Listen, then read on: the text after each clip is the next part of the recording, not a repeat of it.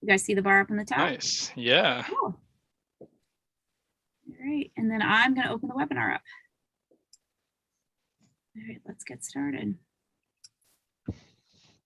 I forgot our t-shirts. We forgot to make those, Pete. I see the bar up on the top. Nice. Yeah. Cool. There it I thought is. Haley was going to send them along. And then I'm going to open the webinar up. Let's get started. I forgot our t-shirts. We forgot. There we go. I had YouTube open, so it's a little bit of a delay. So it's behind a little bit. Yeah, I did. I was gonna say you said that already. Yeah, I know. I'm going to now. Matrix. It's the Matrix. Yeah, right. Was it the same cat? Yeah, exactly. Yeah. Yeah, I did. I did put that on the post. I put will we be wearing our t-shirts or not? So all right, so we're gonna let everybody come in. As of right now, it's like just it's like all MassMEP and all Synergex in here right now. All right. They're all coming Off in. of the course. Yeah. Yeah, they're all slowly coming in. People started their summers early. Yeah, I have noticed we've been starting to, it's been a little bit of a drop off, a little bit of a dip to it, but the best part about this is we are live on YouTube. So the cool thing is this link we can all use and we can put it back out. So the nice thing is it will always be there and living out in the IT or the, as my husband likes to call it, the intraweb, out there on that intraweb. And so we can push this out to anyone that would need it, or like in our field staff, it's nice for them to be able to have this for, they go out and meet with a client, so they can have them just pull up the video and watch it. So welcome everybody in. Everybody's still a couple people coming in. So good morning, everyone. Thanks for joining us. This is the MassMEP webinar, Cybersecurity Whisperers. How does the pipeline hack affect my company? Today we have with us a group of panelists. We have our SME, our subject matter expert with us, Mr. Rich Sullivan. He is our Advanced Manufacturing Technology Manager. From Synergex, we have with us Pete and John and Winters. Pete is the CTO, John is the president and CEO, and Winter is the service desk technician. And from CyberSaint, we have Derek Bauer with us. He is an account executive with CyberSaint.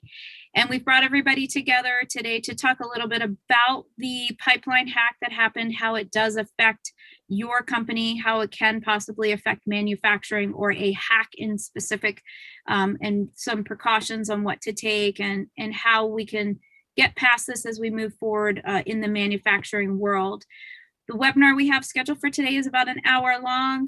We will be answering questions. We have asked for questions to be submitted. So more than likely, what they say in the world of virtual media is if it's on your mind, it should be on your lips. And then if most cases, if you have that question, somebody else has the same question within the audience as well. So we encourage you, down in the bottom ribbon, you'll see a Q&A. It's two double talk buttons, bubbles next to each other. And if you click on that, please put in your questions and we'll be answering those as we go along throughout the webinar today. If you have something specific that you would like to address to one of the panelists, go ahead and go into the chat button, click on there, and then type in what you would like to ask them there.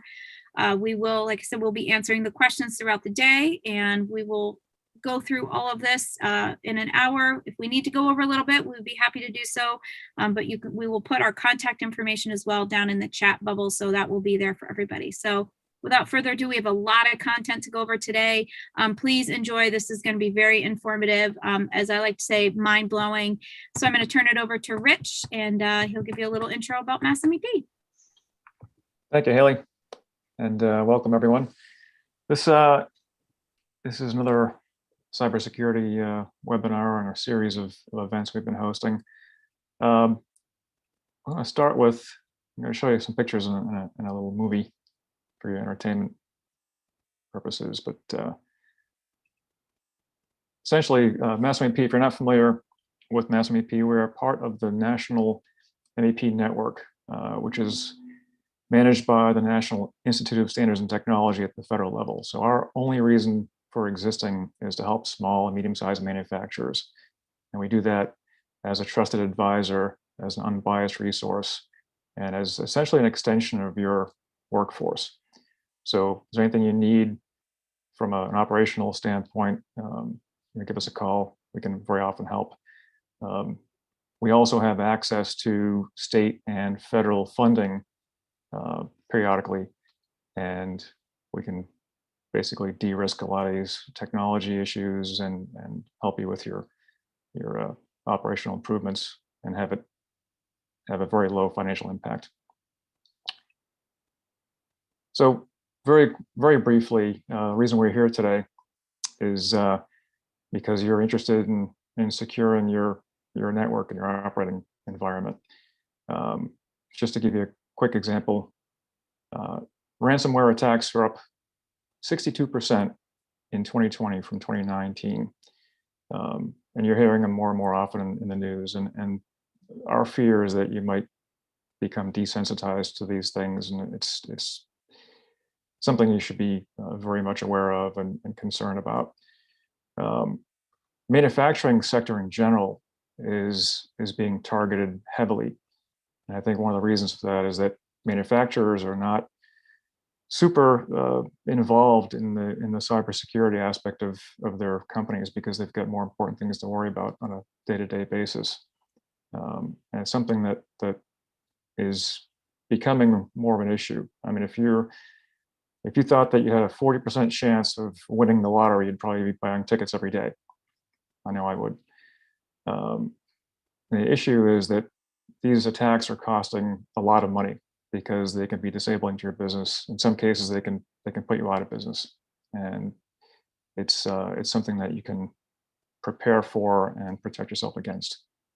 A lot of companies already have some sort of disaster recovery plans in place, whether it's system-wide backups or business contingencies, policies, procedures, that kind of stuff.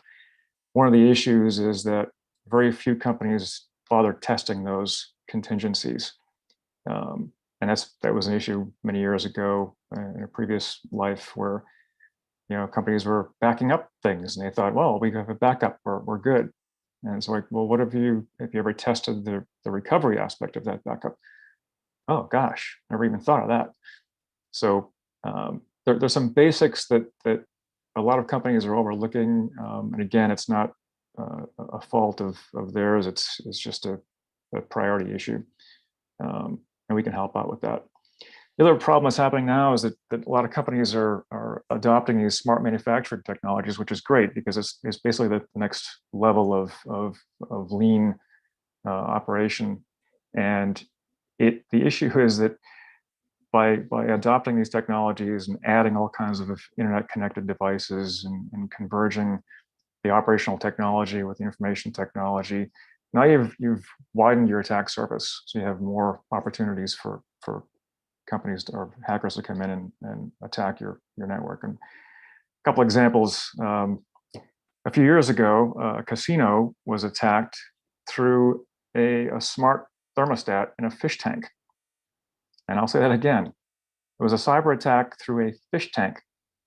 So if you think that your machine tools and your sensors and your factory are not at risk, then you should think again. And of course, we had the Colonial Pipeline attack a couple weeks ago, which affected my wallet because I went to fill my gas tank in my car and I paid a lot of money. This is an example of a company of a very small company, dozen or so employees in Cincinnati, happens to be an MEP client out in Ohio. And this is a real world example of a cyber attack that affected them. So we'll watch this. I'll get back to you in a minute.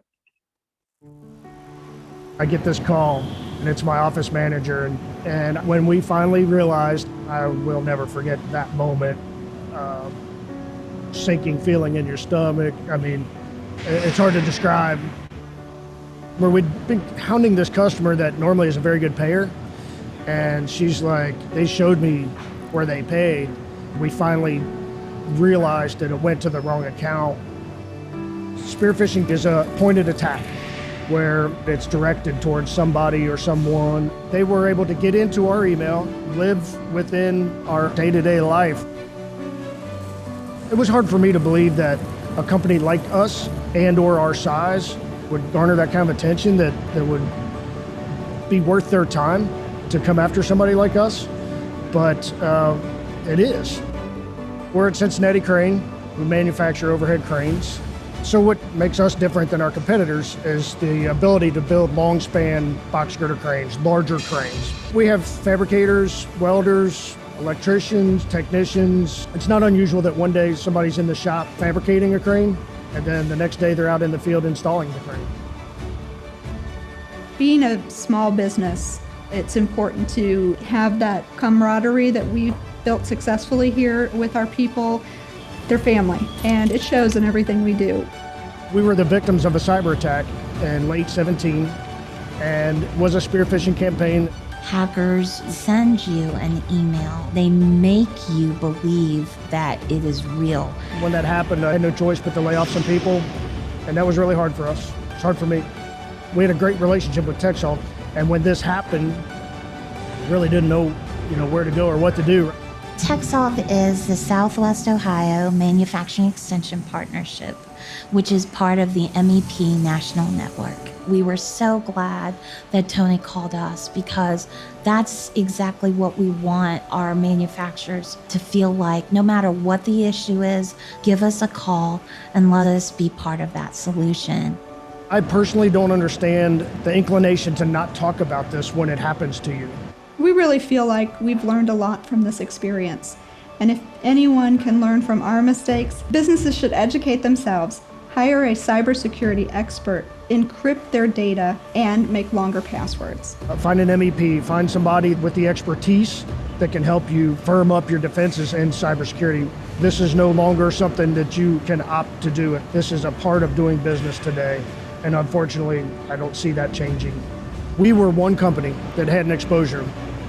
I can think off the top of my head of over 100 companies that were affected by our cyber attack. Manufacturing is the backbone of the American economy. And so small businesses like ours fuel that system. What we do is important. It's important to manufacturing, it's important to other companies, and we're helping them be successful. We've finally just started to make the turn from this burden.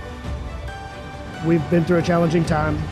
We've made our way through it, and we're excited about the future. We've put that behind us. We're stronger because of it. We're ready to get back to business.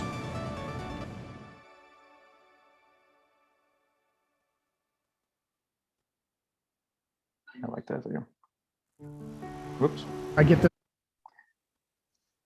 All right, so the other thing is the Department of Defense is very concerned. And if you're a defense contractor, you've probably been getting hounded about DFAR's compliance and upcoming CMMC compliance. These are big issues. And then one of the reasons is that, in the mid 2000s or so, we saw the F-35 launch around the same time. We saw a very similar plane coming from the Chinese military. And this got the attention of a lot of governments, especially the U.S. and our Department of Defense. And there are, even if you're not in the supply chain or government, or rather DoD supply chain, these things affect you and your clients as well as your suppliers. So from MastermindP standpoint, we are the manufacturing experts. We're not necessarily cybersecurity experts. So what we do is we partner with companies that know this stuff inside and out. We've got several different options for our clients. If you're faced with DFAR's compliance or CMMC, we have solutions for that. If you're an ISO compliant company already and you're doing business globally and you're also doing supply chain or defense supply chain work, then you might want to pursue ISO 27001 with a focus on the CMMC controls, and we can help you with all that. The other thing, again, we have funding options that we can access through the federal government as well as state government to make this a lot easier for you and your wallets. And because we're an MEP center, we have very close ties with NIST and the DoD, and again, we have relationships with local cybersecurity specialists to help you in the field. With that, today we've got representatives from both CyberSaint and Synergex, and I apologize for not putting everybody's names on this page, but you get the idea. And I guess we'll just transition over to whom, Haley? Pete, Sure. you're on, Pete. Or Great. John. It's kind of your call. Just quick. Pete has some really cool stories to tell you, so I'm gonna step out of the way. I appreciate the introduction. We did come to the table with a few of our team members today. Very specifically, I think Winter's got some cool stuff to talk to you about. But our hope today is really just to kind of talk a little bit about our experience with cybersecurity. We have some real world examples, to walk you through. And I think, we promised in our podcast to kind of give you the secret sauce here, right? And sort of how the heck do we address all of this stuff? Thanks for scaring us, but what do we do about this? So we hope to touch on that a little bit. Please do feel free to ask questions. We are some of these weird people that are really excited about cybersecurity, and we kind of geek out on it. So we're happy to dive into any nook and cranny that you're interested in. But yeah, Pete, I think you have you want to talk a little bit, to start about what we talked about in the podcast, right? In the Colonial pipeline. That one's pretty relevant right now. That's right. So, and ties nicely into the slide that Rich had thrown up there with the cost of ransomware right now, and that it's on the rise. I mean, before Colonial pipeline, we're talking dollars in the tens of thousands to hundred thousands. Now we see Colonial pipeline steps up on May 19th and says, yep, we did. We paid $4.4 million in Bitcoin to get back our data from this cyber attack. So when we're looking at the Colonial pipeline, the difficulty is, it seems like it's been a lifetime already. It happened on May 7th. We're 20 days past when it initially went out, but will we ever know the actual details of what transpired to affect those systems?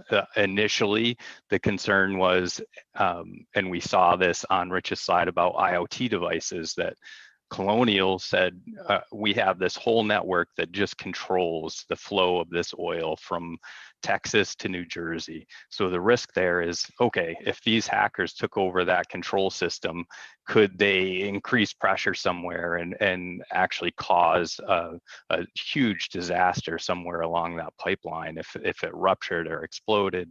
So that was the initial fear. Like, oh my God, they've admitted that they've been hacked. Are these systems under the hackers' control now? Shortly thereafter, we find out that it was just ransomware. That ransomware affected more of their business critical systems, so not the control systems. They took down their control systems just to ensure that that area of the network wasn't affected and protect that area, rightfully so. But then we find out it was ransomware. The ransomware basically encrypted all of their data. So it just started taking over that data. Colonial realizes, we've lost all our business critical systems. What are we going to do about that? And from the start, it's like, okay, is our only option to pay these hackers to get our data back? What do our backup systems look like? Is all our data protected there? And that's the process they started through. And in the end, they said, okay, we could start to recover all these systems, but we believe it's going to be faster to pay this dark side group their ransom. Once they started down that process, dark side and their ransomware process actually makes the recovery kind of slow. They're like, we're still going to make this painful for you. You paid for it, but it's not going to be a fast recovery of your data. So it was slow. And then they started in tandem to that, doing a recovery of some of their backup systems. to the compliance side, in the past, we haven't seen companies like this in kind of the oil industry being regulated from a cybersecurity perspective, but it was just, I believe yesterday or the day before, Department of Homeland Security announces that, moving forward, we're going to put some regulation in place that's going to hold these guys accountable. So similar to what we were talking about with CMMC, so that's our focus here with these small manufacturers that are in the DoD supply chain. We're trying to protect them from that cybersecurity maturity level. We're going to start to see the same thing now coming out from the pipeline event. I'm sure everybody watching this is also highly in tune with President Biden's executive order in May, sort of discussing and enforcing some cybersecurity, at the federal level, which I'm sure will trickle down in lots of ways, right? I think we work with lots of folks that, they're self-assessing NIST compliance. If it's non-regulated space, we're very often talking with folks who are using those frameworks to apply some general cybersecurity practice. And I think, Pete, you're totally right. What we're seeing is more and more pressure, to be proactive about this because it is coming.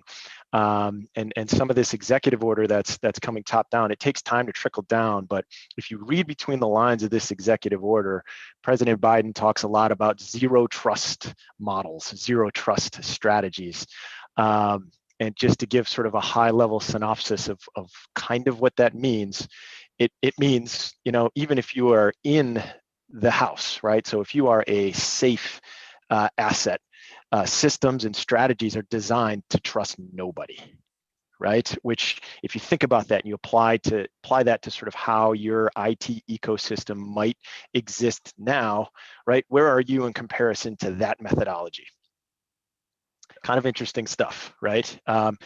Maybe we never get all the way there, but that's the way our government is looking at cybersecurity, how serious that is, and it's something that is very applicable across industries. We need to get better as a country doing that sort of stuff.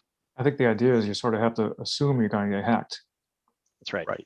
Don't try to keep yourself from getting hacked. Assume it's going to happen.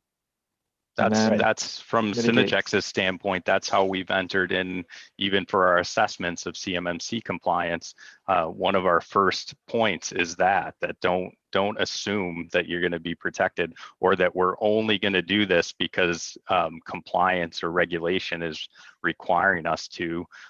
Same with this pipeline. So Colonial probably had some assumptions that people were trained to the level they needed to detect a ransomware type attack, and Sure. That's not true, and we need to be focused more on closing those holes. And it's a moving target. I mean, I think the pandemic proved or showed that viruses mutate, right? So yeah. Same thing happens in the IT space. You can be protected today, and tomorrow there's a whole different threat. And things you don't even think about that are, non-consequential. Right? I think the fish tank is a great example, right? Mm-hmm. I'm going to use that one. Right, the fish tank on the network, great. We can adjust the thermostat for the fish in the casino. Sounds awesome, right? A manager somewhere is managing the fish tanks. It's super convenient for them. But if you're thinking about that in a sort of with a zero trust strategy, you're designing your network so that fish tank has no access to anything critical. Clearly, that wasn't the case there. Right. Yeah, that comes into play too when we're out assessing networks. That there's one question about voice over IP VoIP systems, and they're like, why do we need to control this VoIP traffic on the network? All it's doing is being used to make phone calls. Well, there's technology there that can be easily hacked, and that's what they're finding is there's some chip technology with some software that's on that can be vulnerable to these types of attacks. And whether it's taking over a camera that's in that voice over IP device, or tapping into the microphone and hearing what's on there, or using that to laterally spread across the network and find other just weaknesses on your network. Right. Yeah, it's the Hey, whole attack surface thing. I think you have actually another example, right? With something that just came to a conclusion recently, but is kind of old. You know, that sort of highlights some of that stuff too, right? Lateral spread and sort of how some of these folks would look to gain entry, and once you're in the door, how things sort of move laterally to gain access, right?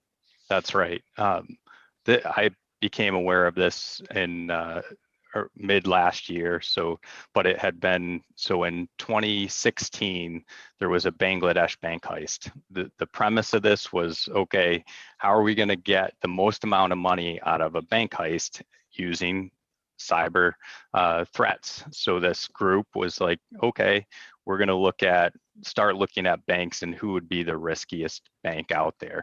They looked across and who has the resources to hit large amounts of money. So in Bangladesh, they're up and coming country, growing, but they're like, possibly their security within their banking system has laxed. So we're going to start there and look at them. And they, with a little bit of research, they identified that they have access to $1 billion out of the Federal Reserve Bank in New York City. Okay, great. So there's our hit. That's what we want to achieve, is try to do $1 billion worth of transfers through this banking system. Of course, it didn't begin all in 2016 and they're like, okay, we're going to hit this in a month and be done, even though this has like the potential to be a movie. I haven't seen anything released about it yet, but I would assume we'll probably see this on the big screen at some point. So in 2015 is when they, a year before the actual attack went on, they started planning this out. And how did they do this? So they started with just sending out to a bunch of people within the bank a request to say, hey, are you hiring? Here's my resume.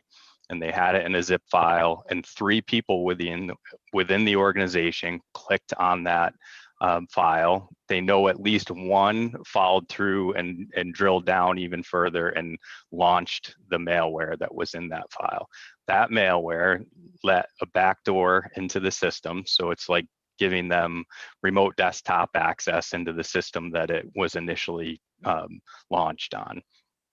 That backdoor also created this tunnel, an encrypted tunnel. So it's like a very secure private network to the hacker's equipment.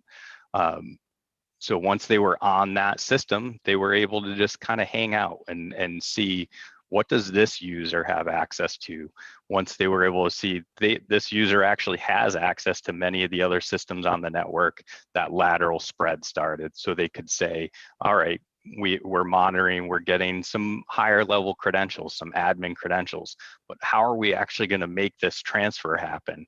And they had knowledge of what's called the SWIFT network. So the SWIFT network is what allows all these banking systems to transfer money between accounts. So they identified the SWIFT machine on the Bangladesh bank system and found that there were weak security systems in place on that system. So they were able to get that backdoor access to that system and start monitoring the transactions that were happening there. Moving forward, so then they jump to, after they've monitored this for a year, decide how they're going to start the transfers. They, on a weekend that the Bangladesh bank shut down on a Thursday evening. They had Friday where the New York Federal Reserve Bank would be open. They were going to transfer the money to banks in the Philippines. On Monday, the Philippines was going to have a national holiday. So they had like 4-day spread that people weren't going to be as aware of what was going on this network. So that Thursday evening, they start off through this SWIFT network, making transfers. They spread it over 36 fraudulent transfers. And the interesting thing is here is how, once it started kicking off, how did someone finally identify that something odd was happening? It wasn't an automated system that picked up on it. These transfers were hitting a system that was being reviewed by employees. And so one started through a German bank. The German bank then hit the New York Fed. Someone at the New York Fed said, there's a transaction on here that went to a foundation in the Philippines that was spelled fund, F-U-N-dation, rather than foundation, and they flagged it. And then they started tracking it back. But because of that holiday weekend, it took more than a day to actually put a stop to these transactions going through. In the end, they had put a stop on it. There was still $100 million that was transferred successfully, that until earlier this year, they had no idea who had done it. The FBI got involved. They had their suspicions. They tracked it over years. In February, they finally released that this bank heist had been started out of North Korea.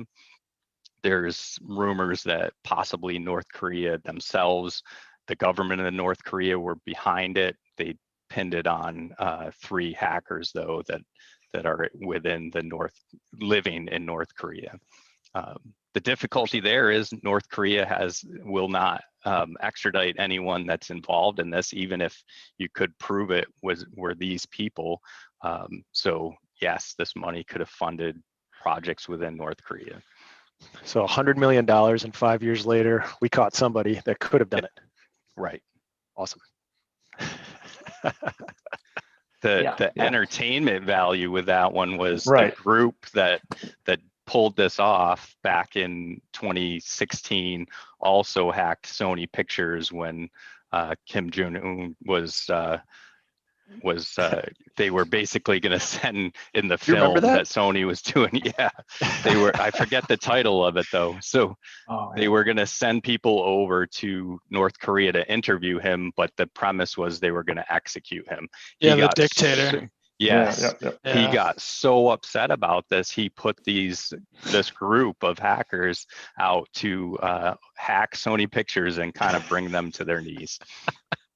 Yeah, that was Seth Rogen and James Yep. Franco. Yeah, That's right. Yeah, That's right. yeah, they've So never been the same since. Right. Still trying to find a job. That should be the Exactly. case study we bring. I mean, this bank stuff, super interesting, but that's the But one. that's entertaining. That's Yeah. the one. I mean, these are very sophisticated attacks, right? I mean, it doesn't take that much effort to get into a small company and just send a Trojan horse in and have it do a bunch of work without anybody noticing.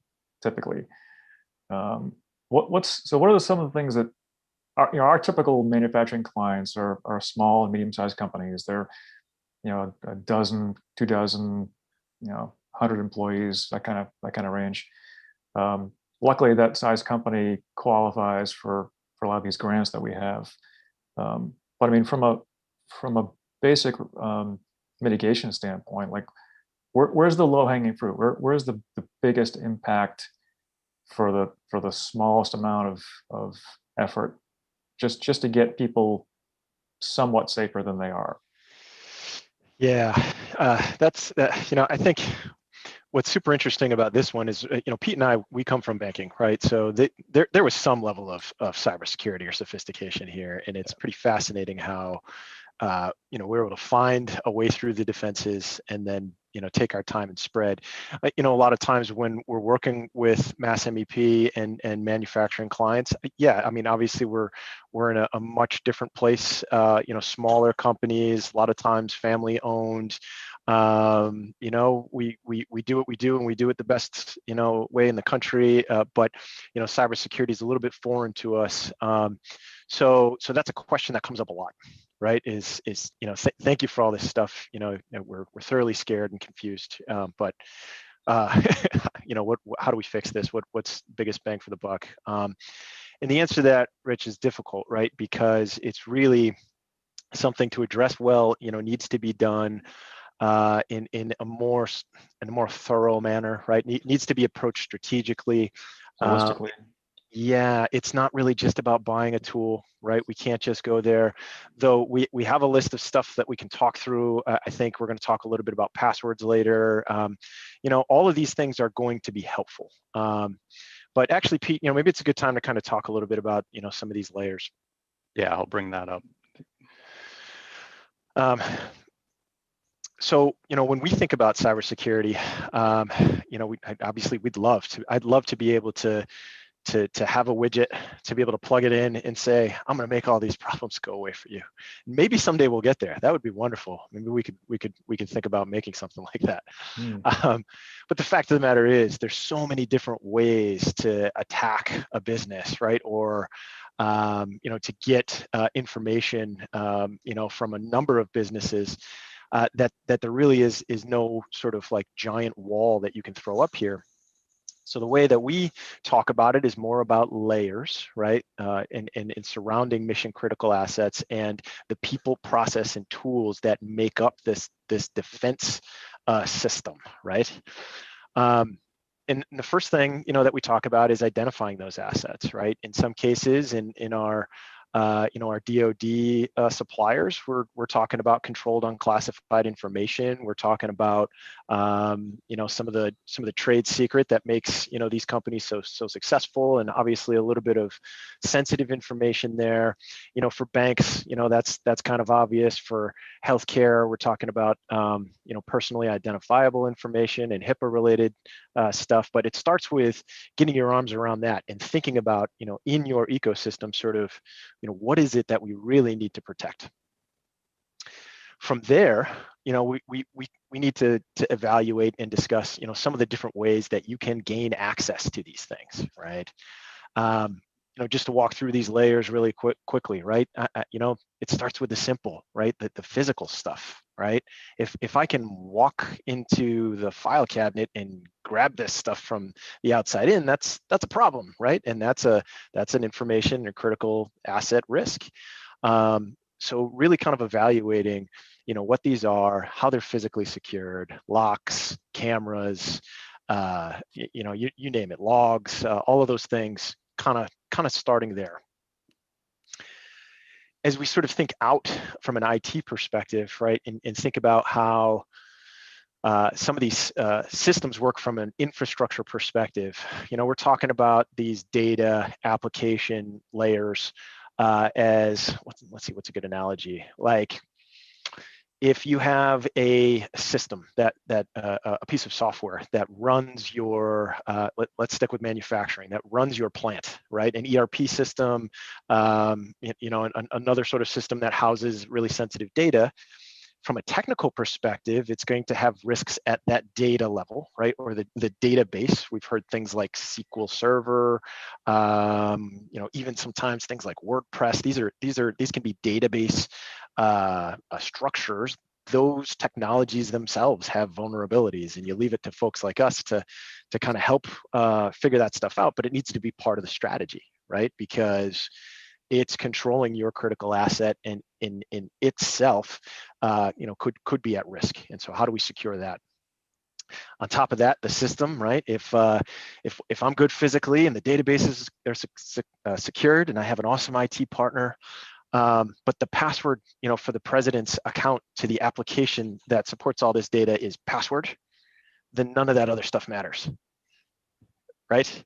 If we have the keys of the kingdom with a simple password at the application level and I have access to that, you're getting right to that mission critical asset. All done, right? Again, just working out here, the endpoint, we talk about computers. Obviously, those are a little more apparent. We're talking about security patches, antivirus, all this stuff that protects your Macs and Windows machines and gaining access to those things. The network, right? The switches, the one everybody thinks about. We have Russians or Chinese attacking our firewalls at the network level, and they're after all of our data. That is a real layer, though. I would argue that from an IT perspective, that seems to be one that has gotten a lot stronger over the past 5 to 10 years, just with brands like Cisco and SonicWall and firewalls out there that are really kind of pushing that technology and make it stronger. The one that we see the most is this outer layer, Rich. It's the human layer, because all of this great stuff, right? If we're a fortress of physical security and all of our IT elements are totally covered, and we've done a gap analysis with CyberSaint, and we've identified all the IT risks, if at the very end of this, the the employees, right, the human gives up access to that mission critical asset, there is no piece of technology that can prevent that from happening. Not yet, not yet. That's where all this zero trust conversation, kind of comes into play. It's going to make things a lot less convenient for humans, but it's a way to kind of help us not be the vulnerable piece here. So I think, what I'm saying is, when we think about these different layers and having a partner or partners available to help to kind of assess, decipher, plan, build out a long-term strategy as these things continue to evolve to protect mission critical assets is really the only way that you can really have a comprehensive protection strategy. It doesn't have to be expensive, but it has to be thought about at that level. And hopefully I've conveyed, with this conversation that, putting in a simple strong password or putting in a simple multi-factor authentication is just not sufficient, right? There's too many threats to that asset. And starting with an assessment is really a great way to start to identify, where those weaknesses are. Yeah, I think most of our clients don't know what they don't know. And they've in some cases just been happy that they haven't gotten attacked yet. But that's not really a strategy, right? And it's not, in a lot of companies think, oh, I'm too small, no one cares about me, they're not going to break in here. But it doesn't, it's more of an opportunistic sort of mentality from a hacker standpoint, because they're just deploying tools that are going out looking for vulnerabilities. And then they get an email saying, oh, hey, we found one. We can break into this machine shop. They've got 3 employees, but we have access to their payroll database and their accounts payables, all this other stuff. So it's not like someone's going and purposely targeting you as a specific company. They're just crimes of opportunity. And I think having someone to go in there and just look and give an unbiased outside view of their security posture and just figure out where the holes are and start plugging them. I mean, it's like physical security. There's no way to make your house 100% secure, but if you're 50% more secure than the neighbor's house, then the criminal's going to go to the neighbor's house because it's easier. They're typically lazy. You mean those non-Synergex CyberSaint Mass MEP clients? Those folks? Yeah, those folks. Yeah. Got it. I like it. Hey. I actually wanted to build off that layer sheet a little bit. So just to give an example, I actually did an in-house presentation one day for a potential client that we were going to work with. And this was about, a year or two ago. And it was this warehouse down in the South Shore somewhere. And they, it was just a bunch of blue collar guys, didn't really, know anything about technology. And we went in and we were just kind of given a brief rundown of how, we would help out and just kind of the process that would go behind it to actually take the steps to implement something like this. And the guy goes, oh, I don't deal with any of that really. He goes, I leave that to my son. And I was like, well, does he have any sort of knowledge around this? He goes, no, he's only 19. He's on his phone all the time. And I'm like, well, that's not going to really help you in the long run if he doesn't know what's really going on here. Right. So, I was trying to tell him it's as simple as, I told him we walked in, door was wide open. We walked right through the warehouse unattended. No one said anything to us. And it's as simple as that, as, someone just walking, acting like they belong there, and they could walk right up to your computer and, they didn't have any passwords on their computer, anything like that. Someone could just simply walk in, plug something in and they're good to go. And it's as simple as that. And he goes, oh, well, we have people coming in all day, people that we're working with dropping off stuff. And I said, that's exactly it. It's as simple as that. Someone acting like they belong there. Right. And you're not going to take attention to it because, everyone's working. You just assume someone's there for, whatever reason. It could be for the wrong reason. That's what's going to be detrimental. Yeah. Walk fast and carry a clipboard. You can get pretty much anything you want. Throw the hard hat on you fit in. Right. When we were in banking, we used to actually do dumpster diving tests, right? because it has nothing to do with technology, but you know, an information asset went through its shredder. It happens, right? Yeah. We would actually test the other business units and go through their trash to see if we could make information out of it. We got big enough where we were paying people to do that, but Pete and I, we've done enough. We've done our share of dumpster diving. That's Winter's job now, right? That's Winter's Yeah, job. exactly. Still happening here at Synergy. Start That's somewhere. like it's a rookie hazing ritual now. Right. Yeah. So Oh. Winter actually has, you know, we're talking a little bit about passwords, and I know he has some good stories. You know, I think Rich, you know, what you're asking for is, you know, is there something here that's simple that we could start with that would sort of get us on the path to layers? Of course, you know, I'm the chief strategist here. I can't let you get away with that, but there are some things that you can do to make things a little better. I wouldn't say that I would throw in a strong password policy and stop there, but Winter's got some pretty cool, you know, simple things that we can do to get started before you call us. Winter doesn't need a password anymore, right?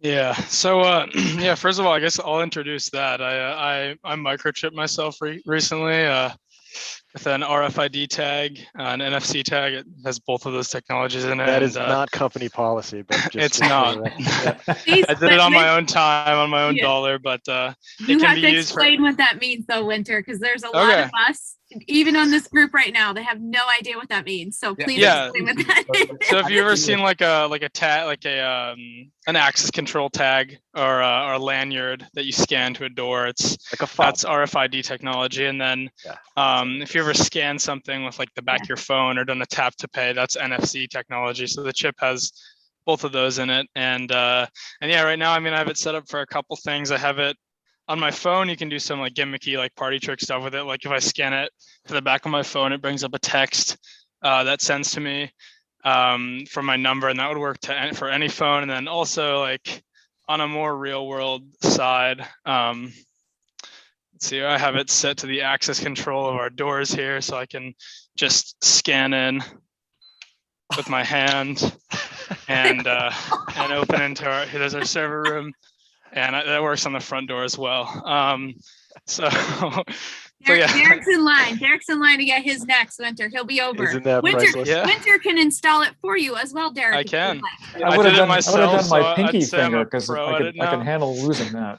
I mean, that's dedication to Synergex right there. You know he's up in the long haul. The second I leave, they're taking away my access. Yeah, right, they're cutting your hand off. They're just going to cut your hand off. Taking his hand. That's right. That's what Pete said to me. So that's a question. So I mean, I have to ask you this question, like, because I sit here and this is where I get intrigued by stuff.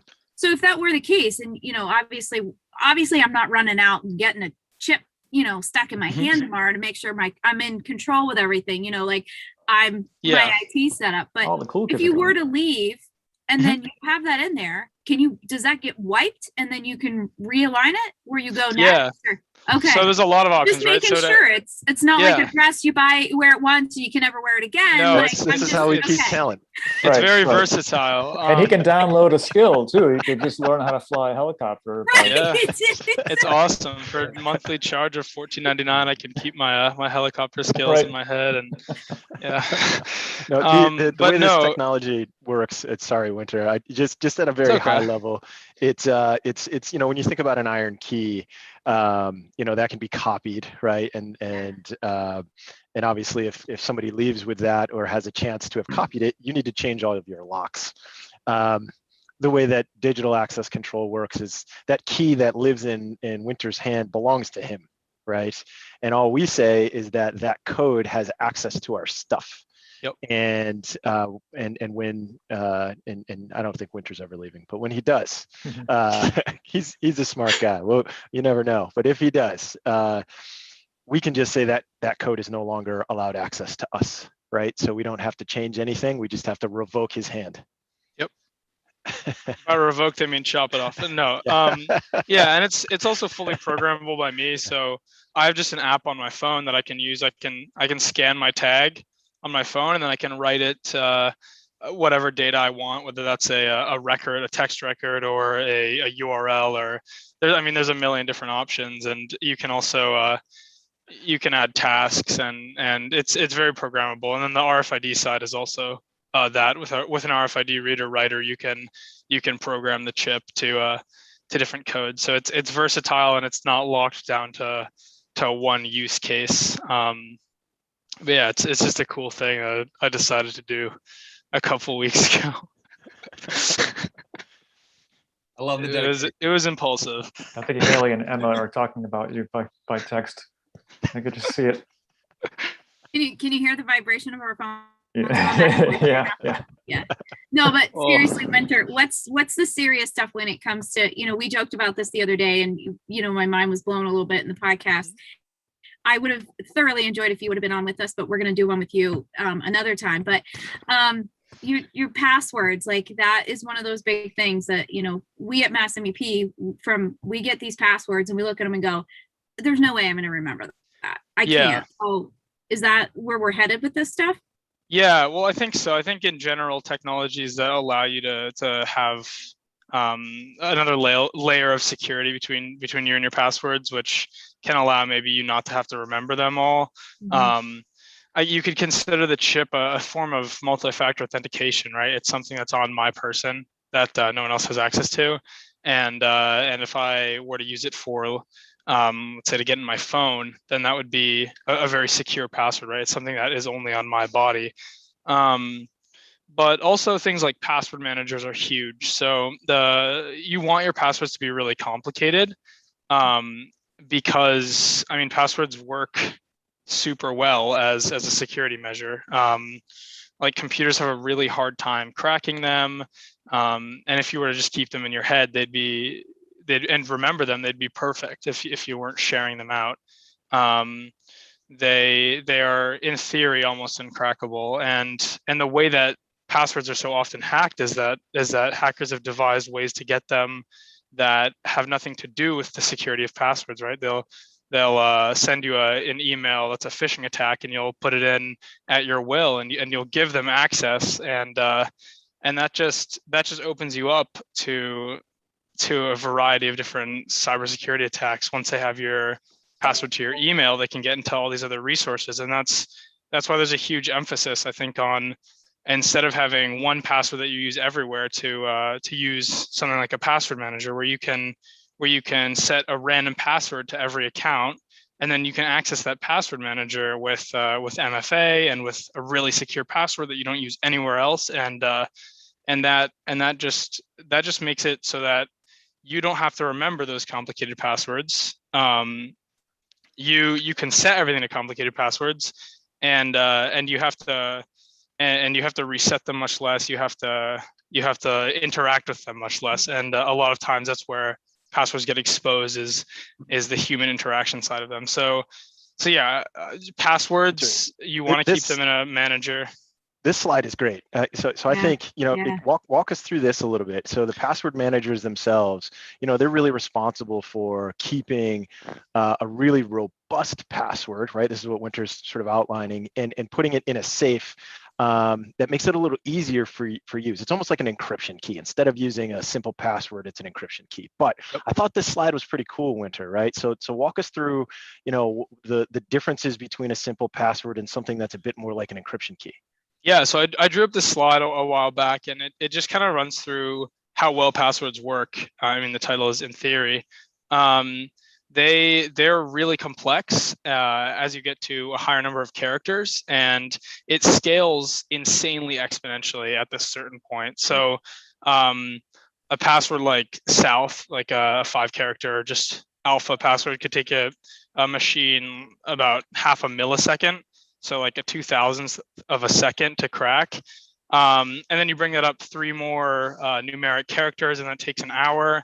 And then add some symbols in there, maybe make it 10 characters, 12 characters long. And it's going to take like, I don't know, 15 times the lifetime of the universe, right? 16 billion or 60 billion years to crack that password, which is just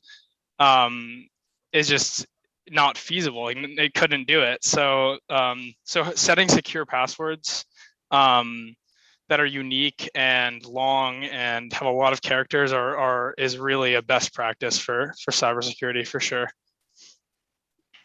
that's a very simple thing we could do. I know it seems pretty straightforward, but I'd be willing to bet that for folks listening to this, there's at least one password in there that a brute force machine could crack in a couple of hours if we knew of all the places that our listeners were frequenting.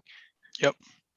Yeah, and also, I mean, I've just seen this a lot in my generation as well, is people will make accounts willy-nilly with anything. I mean, you make an account for almost everything nowadays, and you throw in a password that you've used before, that you use everywhere, and then someone gets access to that website or that service that you're using, and suddenly they have your passwords for everything else. And that happens so often with social media in my generation. It's just something that's really overlooked. Not just your generation. Yeah, and all generations. Yeah, but I do find it that like almost all of my friends have been hacked just because of lack of password hygiene. Yeah, password managers, they're just hugely important. For sure. Especially when all the rules are different from platform to platform too. It's like sometimes you can use characters, sometimes you can't. Sometimes you can use, these things, sometimes you can't use those symbols, and this one doesn't recognize this one. It's like exactly. Yeah. So at Synergex, we certainly we standardize a lot, right, on technologies that we know are good from a usability perspective. And LastPass is a pretty common one, that a lot of folks will download. That's a free one. So if you're listening and you're thinking, hey, this is something I want to do personally, LastPass is free. Give it a shot. Check it out. And Passportal's another one that's a bit more business focused. But I know we've talked a ton about a lot of different pieces here. I want to make sure we leave some time in case there are any questions or we want to focus on any particular piece here. Did we end up getting any questions while we were rambling, Haley? No, we didn't. I think you guys really hit on a key point that we at MassMEP are passionate about. Is it's the human element. So our mindset behind doing information sessions like this and having these trainings available is to educate. And then this is why we're trying to, we're not, I don't want to say eliminate the human element because that sounds not really productive, right? We want to eliminate that risk that the human element creates. So we do these webinars and we have these subject matter experts, and we partner with, Cyberstate and Synergex to be able to provide this to our manufacturers. We're proud of the manufacturers that exist in the state of Massachusetts. And so that's why we have these events. And I think if there's anything that comes from this today, it's just educating. It may be, you may only walk away with this and going, okay, I obviously need to get a password manager, and I may consider going and seeing Winter to get one of those things in my hand. However, I might get my ears pierced first, but you know what I mean? Like that, if you're going to walk away and you only remember to get a password manager, at least it's something you're taking away from this, that it's going to start helping you. Like you guys were saying, you all touched on the layers. So it starts with those layers and building out, from that foundation. So I think those are kind of the questions, right, Rich? It's kind of like you were saying, like basic. Where do people start? I think the important thing really is that our manufacturing clients shouldn't be afraid to ask us for help. Yes. We know that cybersecurity is not your main focus, and in many cases, our clients don't even have an IT person. They've got like a friend of a friend who comes in once in a while and makes sure things are working, and that's fine until it's not. And we're here, and we have funding to back up these programs, and we can make it really painless to go to the next level, basically. And it's not, a cyber attack doesn't have to be inevitable. And nobody has to be afraid to come forward and say, look, we know our cybersecurity isn't all that great and we need help. And that's all we're here for, is to help. And we've got our own internal resources. We've got all kinds of external resources that we can access. We bring companies like Synergex and Cybersecurity and Exalytic into the fold. Yeah. And and these, like I said, these are all covered opportunities for, depending on the company size, you can very often get 100% of this paid for. Yeah. And that's one thing that's happening in July, beginning of July. There's going to be a change to the Express grant. So a lot of these services that were 50% covered are now going to be 100% covered, which is great news. So really, reach out to us, let us know, what you need. We're happy to go in there and facilitate. Yeah, that new program that hits in July, it's for those companies that are under 100 employees. And I think if anybody needs that, it's them that really needs it more so now than ever. So, right. July 1, if I had a small company under 100 employees, I was operating in Massachusetts and I had a valid certificate of good standing, I'd be signing up right away. So yeah, you can, and you'll be so lucky to have, if you're really lucky, Winter might show up and do some of this work with you. And inject an RFID device into right. your hand it's like I don't have insurance for that. Yeah, I think if I were to inject any Better shut that RFID down. chips, it'd be completely outside of company time and company property. It would be it's a pretty legal gray area, I think. Yeah. Yes.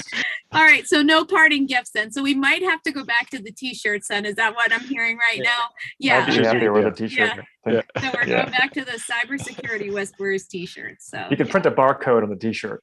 There we go. That'll work. Or even a QR code. Or QR code. I do love a good QR code. I'm not gonna lie. So yeah, AFOA, the Advanced Functional Fabrics of America Innovation Institute out of MIT, they had this backpack that they created as part of one of their kind of experiments. And it was a plaid. It looked like a normal plaid pattern, but it turned out to be kind of a QR code of sorts. So you could scan it with an app and it would recognize, all the backpacks look the same.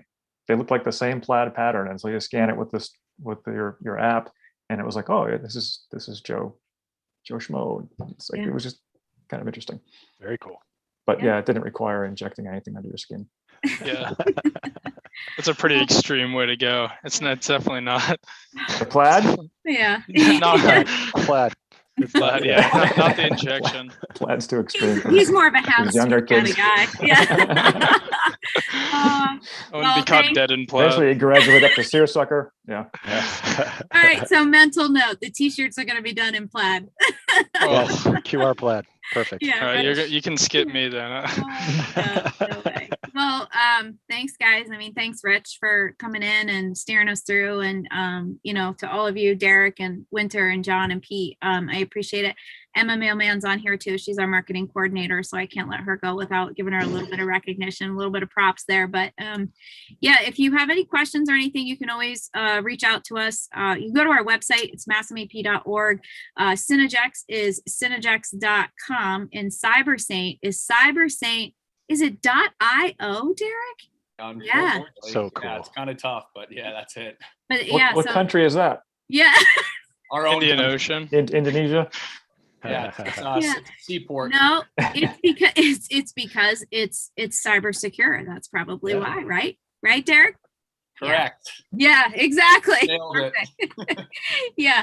So yeah, reach out to us. And you can, our email address, like Rich's email address is richards@mastermindp.org. So if you have any further questions, please feel free to reach out to us. But thanks everyone for joining us today. And hopefully we'll see everybody soon. Make sure you check out our podcast as well, because we did sit down with Derek, Pete, and John and talk a little bit about what we were going to get into today, but we do pretty frequently. I think we talk to these guys at least maybe once a month or once every other month about cybersecurity or CMMC. So that's probably where you're going to get your most recent information from it. So yeah, so thanks everyone for joining us, and we'll see everybody next time. Thank you. Thank you for having us. Thank you. Good to meet everyone. Take care, guys.